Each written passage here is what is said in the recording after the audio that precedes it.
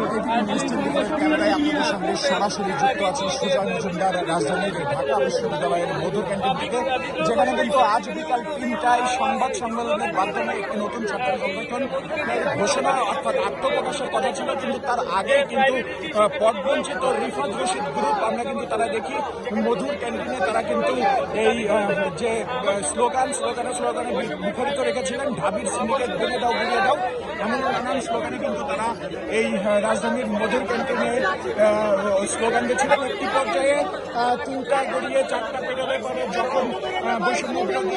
যে ছাত্র সংগঠন তারা নতুন কর্মসূচি ঘোষণা করতে আসলে এসবিপির যে টেবিল, সেই টেবিলটি কিন্তু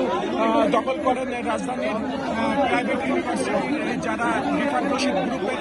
সদস্যরা আছেন। সেই রিফাত রশিদ গ্রুপের সদস্যরা কিন্তু সেই মধুর ক্যান্টিনের যে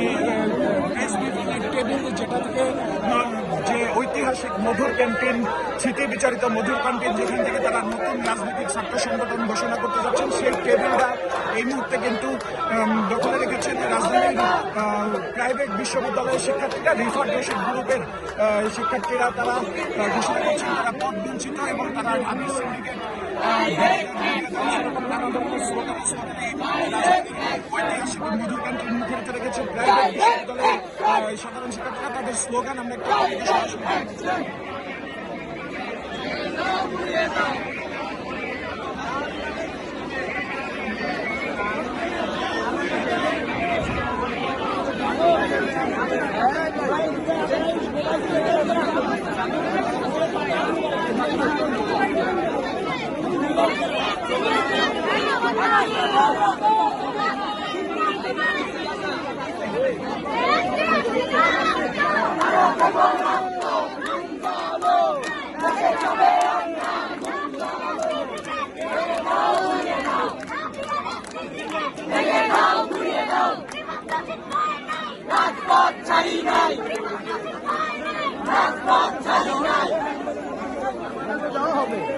রিফাত রশিদ ভয় নাই, রাজপথ ছাড়ে নাই।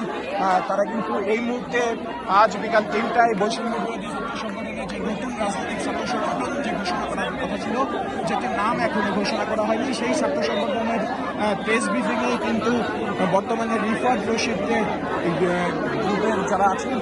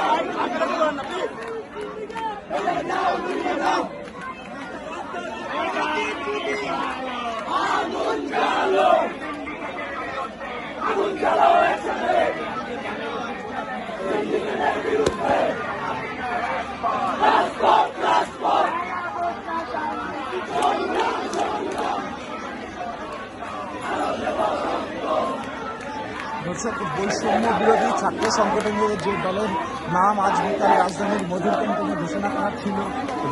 কথা ছিল, সেইখান থেকেই কিন্তু তার আগেই কমিটি ঘোষণার আগেই পদবঞ্চিতরা